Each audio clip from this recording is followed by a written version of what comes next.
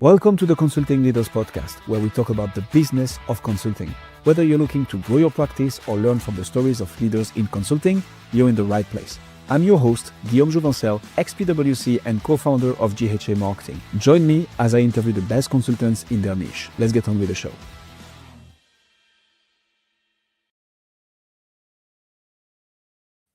Justin, welcome to Consulting Leaders. Happy to have you. Thank you. I'm excited to be here. Let's jump straight into it. What originally pulled you into the fantastic world of consulting and advisory within the energy space specifically? So within the energy space or energy sector, that was an inevitability.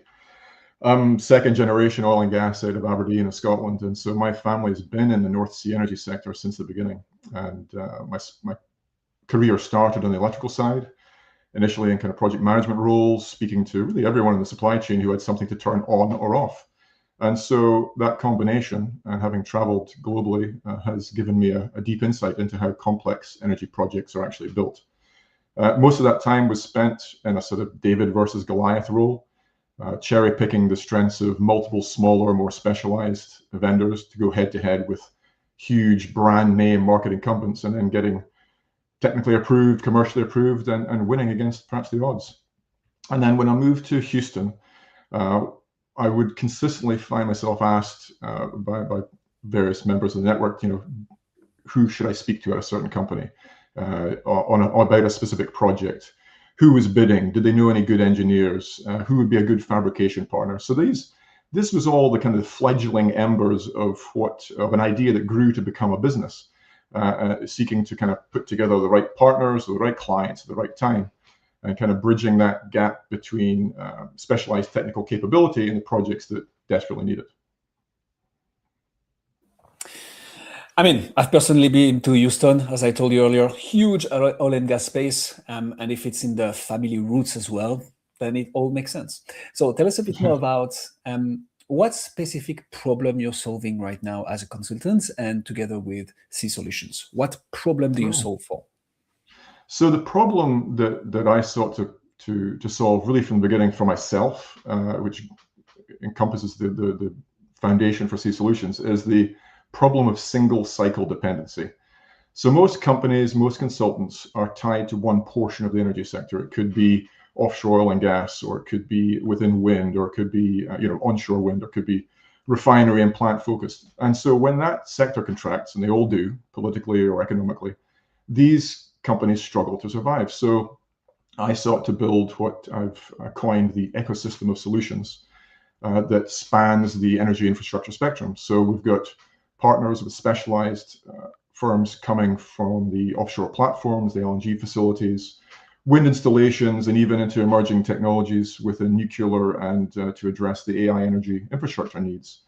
So this means that when policies change, we're still well positioned to adapt and hopefully take our partners with us when the interest in investment shifts. And so that's why we like to try and operate across multiple platforms. And then I'd like to add that to develop this further, what we're hoping to do this quarter is launch what I'm calling the cSolutions Collective. So building a strategic network of independent consultants and boutique firms that can collaborate within a flexible framework.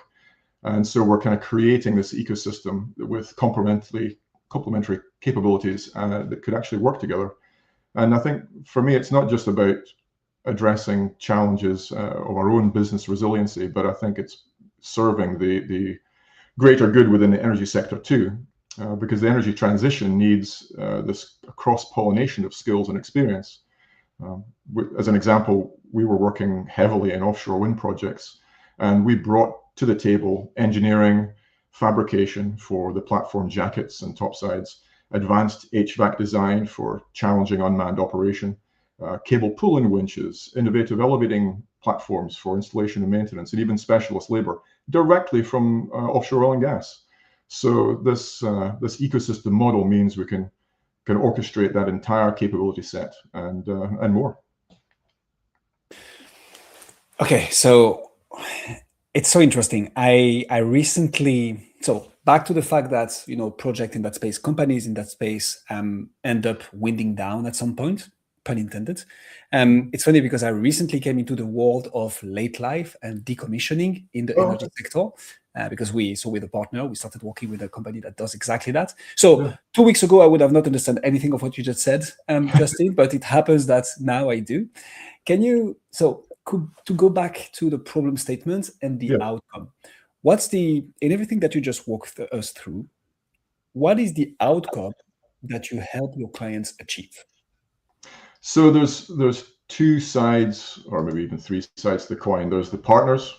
These are the companies that are securing our services, and then there's the clients, and these are the companies with the projects or the opportunities, and we're bridging that gap.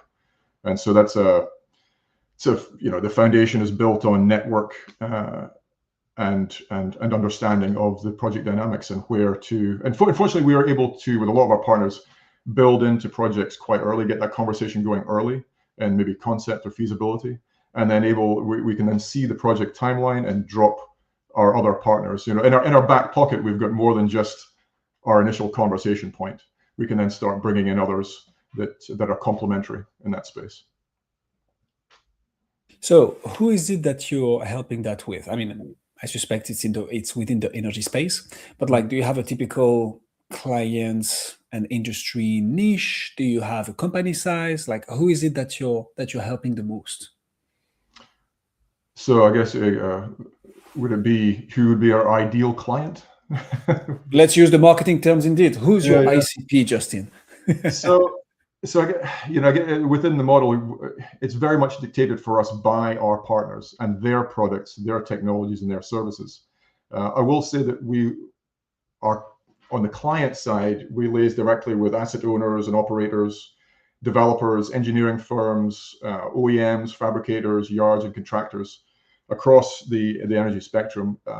Probably three areas: fixed and floating offshore assets, dealing with greenfield and brownfield projects. What that means is your new builds, and then asset integrity, life extensions, and decommissioning that you spoke about. Second would be kind of companies in the LNG infrastructure space. So we've engaged developers, engineering firms, OEMs, fabricators, integrators, and contractors, primarily related to sort of electrical buildings, piping systems, cryogenic handling equipment. And then the last one is this AI energy convergence space. And so that's really, we're talking about the demand for data centers and the resources to power them. That's creating a lot of challenges that I think can be addressed from the experience within the traditional energy sector. So in that space, we're looking at HVAC, firewater systems, liquid cooled systems, overhauled and zero-hour turbines, and even nuclear. That is a very good description of an ideal client / ICP. What has worked for you? And I suspect you've already alluded to it, right? With the partners network and how you get projects like this. But can you give us a bit more details around how you, as a consultant, have managed to get the attention of the right clients? How do you market? How do you brand cSolutions, Justin? Sure, good question. So it is. Where to start with companies is probably the challenge. But everything that we've built has been founded on network and relationships, and really seeing opportunities everywhere. So not limited by a single cycle, a single market, a single product, or a single client type mindset. So I mentioned those kind of three sides to the cSolutions equation. There's the partners, the clients, and us in the middle. And so the partners are the companies paying for our services. The clients are the companies that our partners want to speak to. And then there's us bridging that gap. So I've been really incredibly fortunate that from a partner perspective, the introductions have been very organic. I've never really done business development to find a new partner. We've either been approached with requests or presented with opportunities.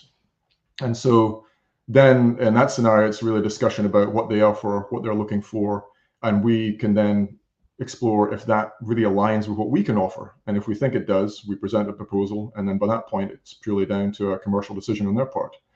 From a credibility perspective, coming from a highly technical background, we were dealing with electrical products, but also the hazardous area equipment associated with that, then the training and certification and inspections around that space. So through that, I find myself able to quickly synthesize partners' value propositions and then tailor them to the various client or project hierarchies. And I think that's offered some credibility to the marketplace, and continues to be fun. It has to, right? Otherwise, we stop doing it. So, I mean, when I was a consultant myself, one of the things that I understood also a few months after we started our podcast in that space was authority and credibility is everything to begin with. You're going to get your first clients from recommendations, people who know you, your former companies, and so on. That's fine. But once you want to grow and really scale a consulting business, you need the marketing engine behind it. Meaning, if you don't get in front of new people consistently, you're not going to get new business, right? You're going to keep on running on referrals, but that's not enough if you want to grow. But eventually, as people go down the rabbit hole, the funnel of your business, they need to see that you're the go-to person, you're the authority, you are credible.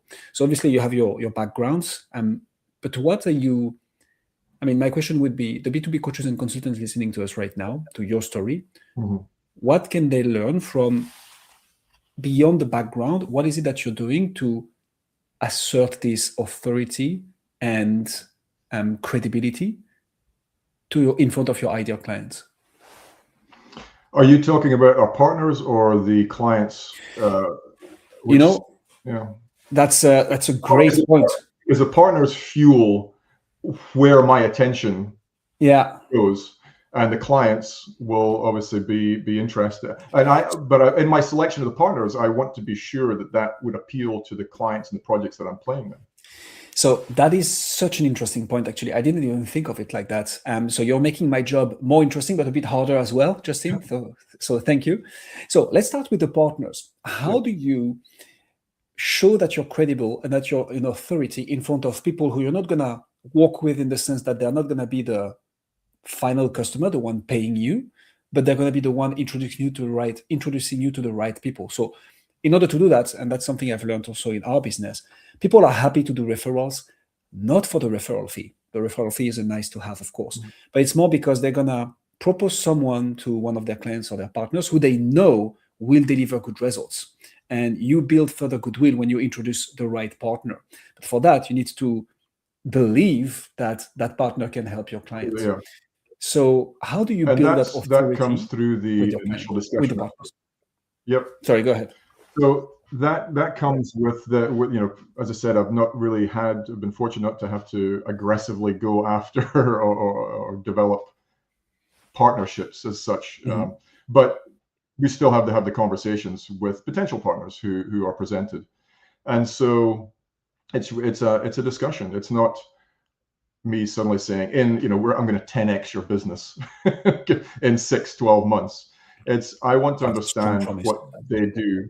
Yeah, it's a classic. I want to understand what they do, if they understand their business and what they're prepared to do, and what resources they're prepared to put forward for this new market or new business, or new product, or whatever kind of entry it might be. Yeah. And from there, I will. Then it's just a conversation. I explain to them how I'm playing in their arena already. Maybe it's for example, asset integrity, or a life extension, where I'm talking about the subsea device company that I'm working with, and so you're already talking to the right people in that space. Or if you're talking about maybe the HVAC systems, and that's really how the HVAC began for us, was actually starting with offshore accommodations. We were working with what was a former employer, where we came to the point where we'd been working on a project for 12 plus months, and it was COVID time, and this was the launch of cSolutions, really from my catch-all part-time gig to full-time engagement. Was they were heavily involved in the cruise and ferry industry, and so just hemorrhaged during COVID. And so me being an oil and gas side, they said, listen, we've got these two projects that are coming to fruition, we think, in the next 6 months. We'd like to maintain your engagement on these. So that was what created cSolutions. And as soon as that happened, I was able to then go out to talk to some other companies that I knew, and naturally add in the next piece of the conversation. So for me, and that was where HVAC came into being. And then we were talking to a company about water treatment and sewage water treatment. We still have strong connections in the electrical space. So suddenly you're building up the ecosystem of solutions that I can get in early with some pretty complicated partnerships and then tell them the story. So I would basically walk them through a scenario of, I'm playing in your space. Here's the conversations I'm having in that space. Here's the companies that I'm already bringing to that table, and here's how you fit into it. And so it's up to them of whether they're willing to take the jump and join us. But I'm not just going to say yes to everything. We've been approached about training and about software that we didn't feel was a good fit. It was just a little bit outside the traditional arc of our conversations, and on our contacts. You know, so it would have been a far greater lift for us to add value quickly and credibly, I think. Yeah. So one thing that I want to double down on here, Justin, because I think it's so important, especially because a lot of B2B coaches and consultants will mainly heavily rely on referrals to get new business, which for me is not a bad thing if you're happy with it, right? If you're happy with it, then congratulations, you've won. As long as you want to grow your business, referrals only are not the way to go. You need to have them, but you need another acquisition channel. And the thing that I often say is the natural way to grow your business while still relying on those referrals is to build a referral partner network. But in that, and back to what you're saying, it's super important not just to throw referral agreements to anybody you know in your place, but more partner with the right people who understand very clearly the value of what you're doing. So they're going to be able to almost sell it for you. And the ones that are going to be able to win from recommending you as well. Because this is going to take time and attention. You're going to need to nurture this referral partner. You're going to need to make sure that they're up to date with what you do. Also, like constantly update them and then you, in case they have new business. So this takes attention and effort, and you want to focus on the right ones. So I very much agree with what you just said. Super important to go after the partners that are aligned with your mission and the value you bring to your industry. And I will add further, they need to also bring technical excellence and a customer-centric support. Yeah. Because they're an extension of me and of cSolutions. Yeah. So we want to ensure. So yeah, I would not want to just sign. I mean, I could sign so many different companies into a framework of agreements, but that's spreading yourself too thin. It's not giving the right focus. You don't know if you're aligned. Who's got skin in the game? How much support are they going to provide? Yeah, you need to be. I think it's vitally important to have that alignment. Amen to that. You've already kind of hinted on it, but I'd like to get a little bit further down the rabbit hole on this one. Yeah. Once you've created that awareness, this problem solution awareness, you have the partners in place who are like sending you potential new business. This is still potential, right? This is not just yet client. There is a sales motion to be happening. Can I pause you just there, just to offer some clarity? Please. So the partners, they are coming to me, to cSolutions, to bring them the opportunities. They're not providing opportunities. We're providing opportunities from the client side. So the clients are the companies that have the projects, have the needs. Interesting. So for example, we're dealing with an engineering firm that's working on multiple projects. For some of those might have a need for HVAC. Yeah. And so we explore that potential and then bring our partners into that conversation and generate.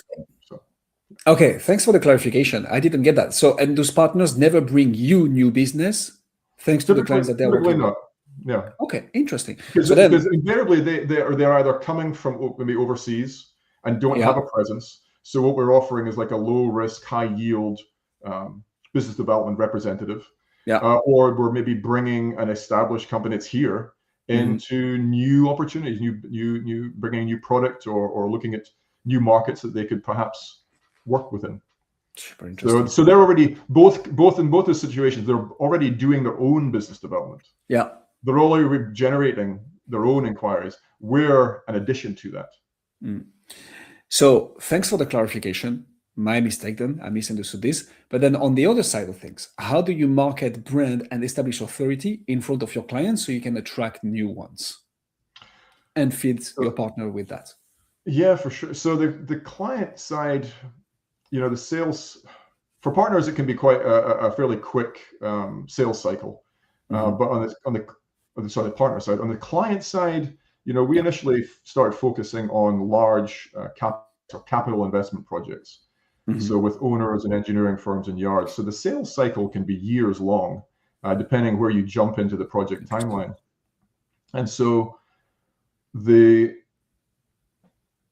able to jump in pretty early based on who we're working with right now, and then understand the project timeline, and then drop in our other partners into the conversation along the way, uncover other opportunities, and so on and so forth.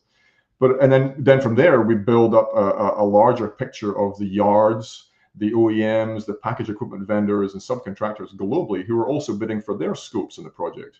And where applicable, we can approach them.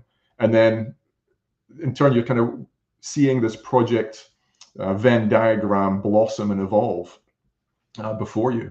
And so, and then with those CapEx projects, you need to be constantly in front of the engineering firms, of the developers.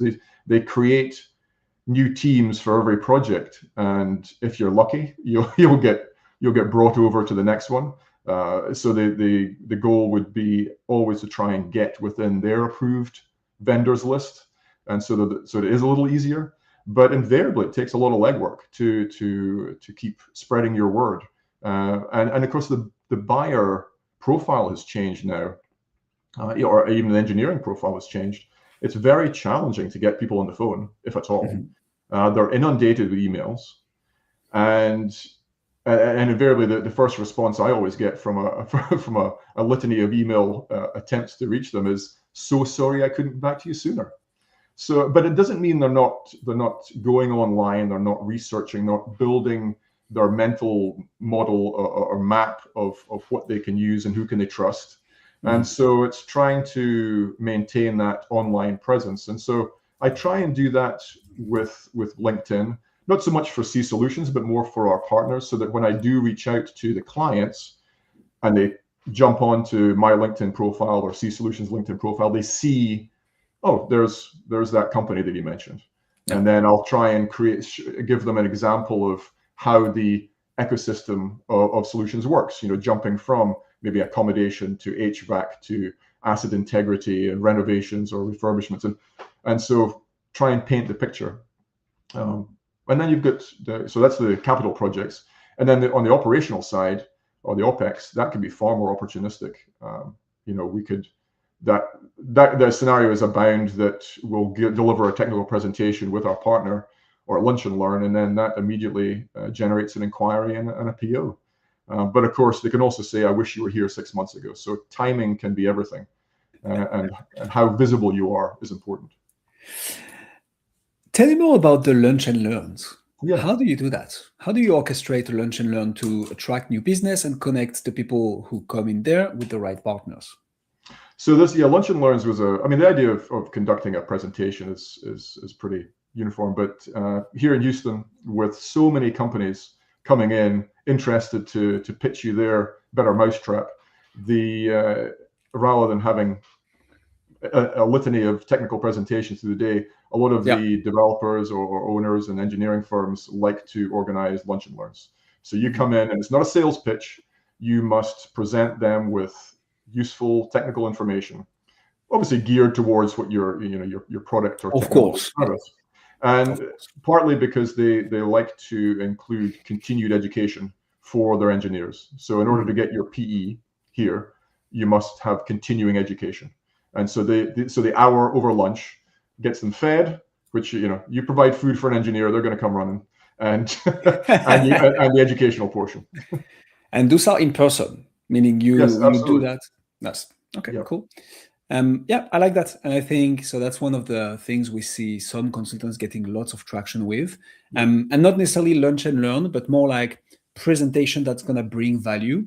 I think that's a bit how webinars are shifting as well. webinars usually, I mean, used to be really a sales pitch. Yeah. People don't like just hop on a call from an ad and buy multiple 5-6 figures tickets.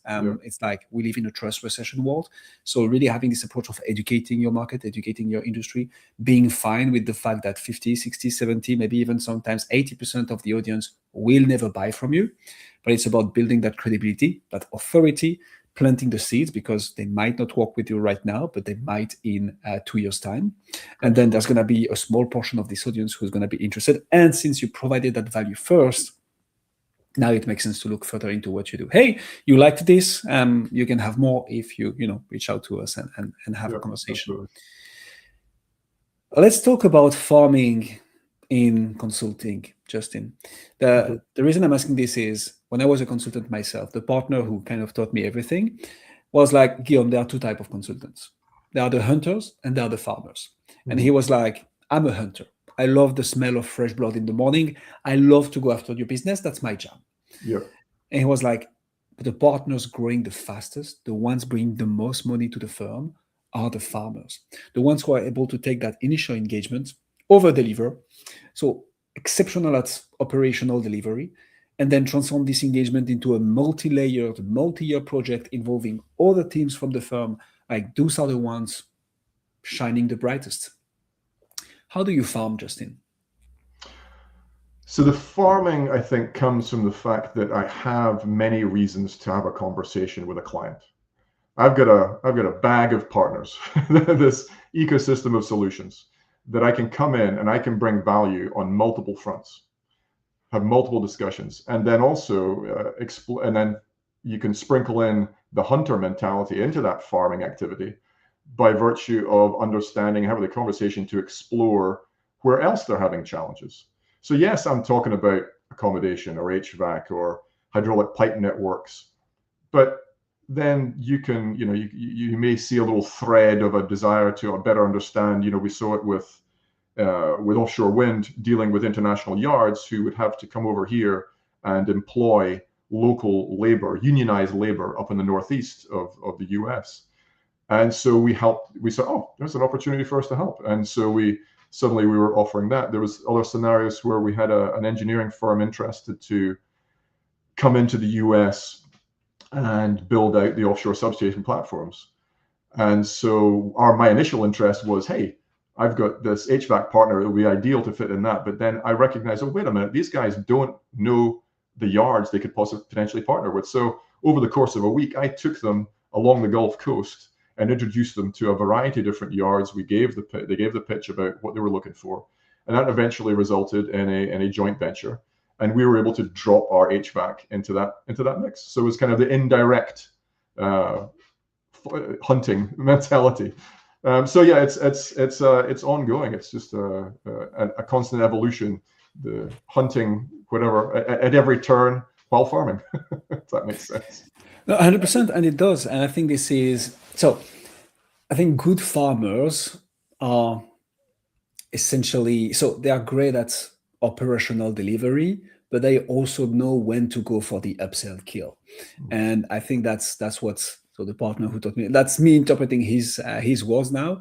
You have like great hunters who are not afraid of rejection, let's say, because in order to get a kill, you need to go through a lot of no's and like rejection. And this is a skill in itself, like tenacity.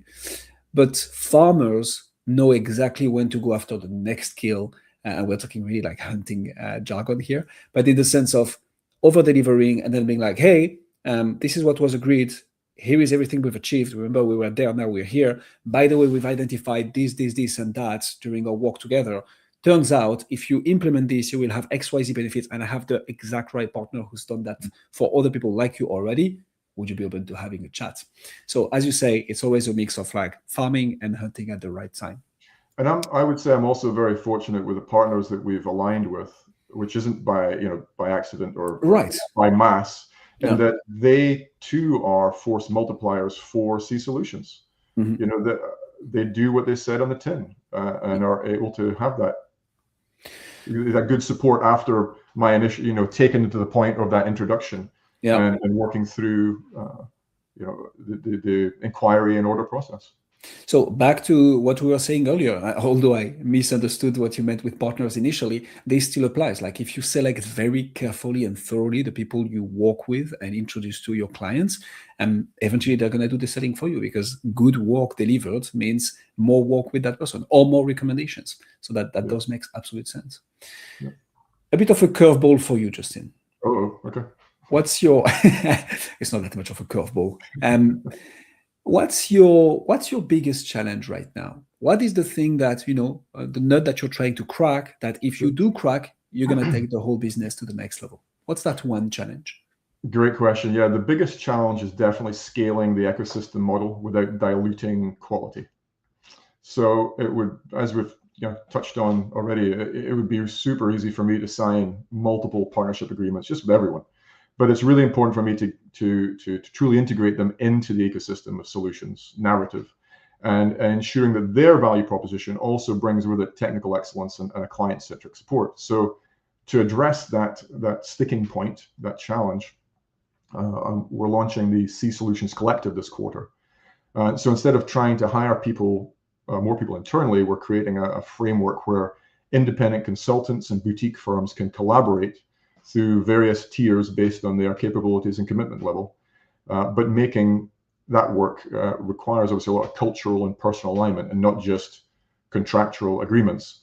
And then for the kind of longer term growth, the discipline or challenge is executing on today's massive opportunities while positioning for tomorrow's. So I guess that touches on your hunter farmer scenario. And so that's the constant balance between the present and the future. But I've tried to build in that flexibility to do just that. And I think it's mainly driven by my mindset to see opportunities everywhere. That does make a lot of sense. So first of all, something I've always meant to ask you, I meant to ask you, how many partners do you have? Is that something you're comfortable sharing? Yeah, I mean, the main partners we have, I would say we've got 4 or 5 main partners. And then I'm also part of a couple of diaspora groups, Scottish diaspora groups. One is through Scottish Development International. The other one is through Scottish Business Network. And so that's both are diaspora groups of Scottish business leaders and entrepreneurs who help Scottish companies interested in breaking into new markets. We ask them for their why, their specific ask. And then we do our best to give them that soft landing, if you will. The more specific their ask, the more we can offer for them. Fair enough. I see. Sorry, there is a little lag. Justin, I think we lost you. Are you back? Hello? Yes, you're back. Yeah, sorry. Test. Sorry, 1 million, 2 million, 2 million. Cut off there. Sorry. Yep. No worries. No, cool. So that does make... Sorry, I'm not sure where I go. Yeah. Okay, wait. I think we have a bit of a delay. Let's. Can you hear me? Test 1 2 test. Yeah, we're good. Fantastic.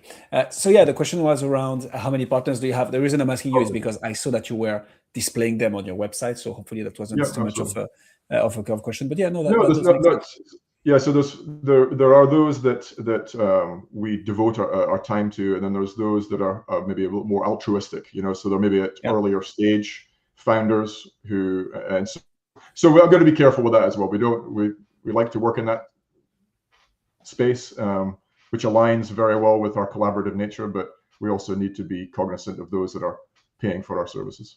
100%. Where do you see the biggest opportunity in the energy sector in the coming 6 months? I mean, there is obviously data centers and the fact that it's absolutely exploding, but what's the thing that you see for your business as the biggest opportunity the next 6 to 12 months, which may be making the link back to the problematic of scaling without diminishing quality. What's the opportunity that's going to allow you to do that?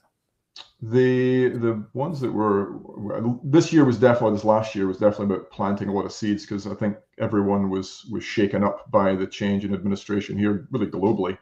And so a lot of it was about laying the groundwork and the foundation to really make 2026 grow. And so For us right now, the obvious ones would be the global LNG build out and demand, hundreds of billions of infrastructure investments now through 2030.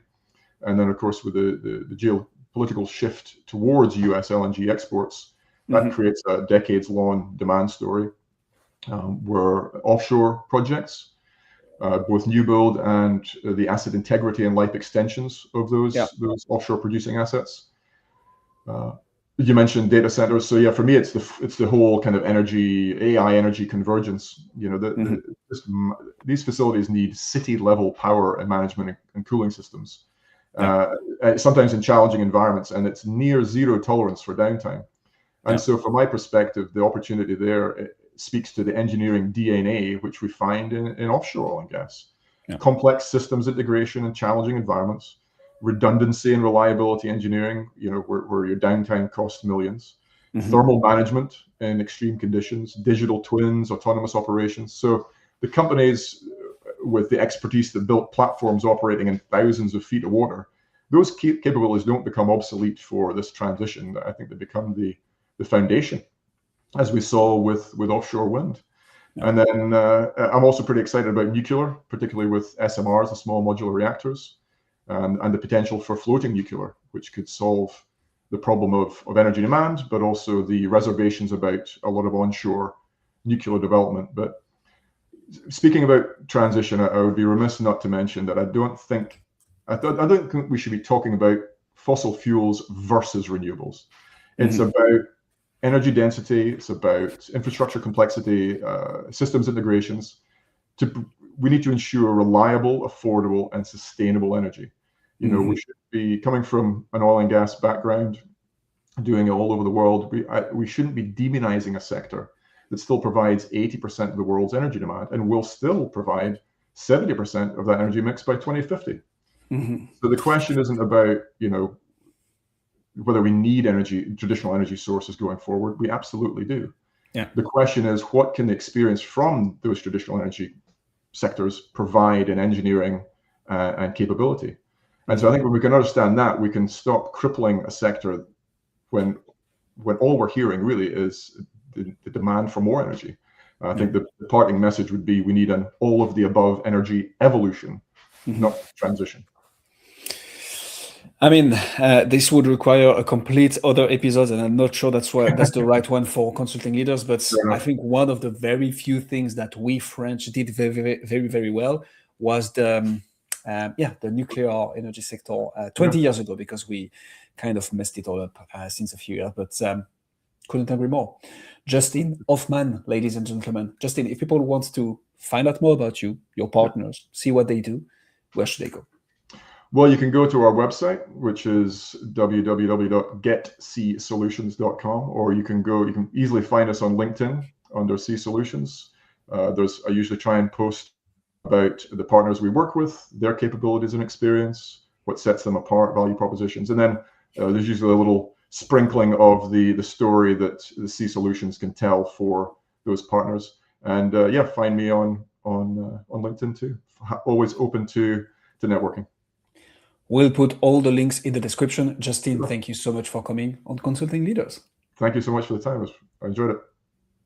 Thanks for joining us on this episode of the Consulting Leaders podcast. We hope you learned valuable lessons on how to grow your practice and take your business to the next level. Make sure to subscribe and leave us a review wherever you're listening to this show so you never miss an episode. To apply and be a guest on the show, click the link in the description. See you next time. How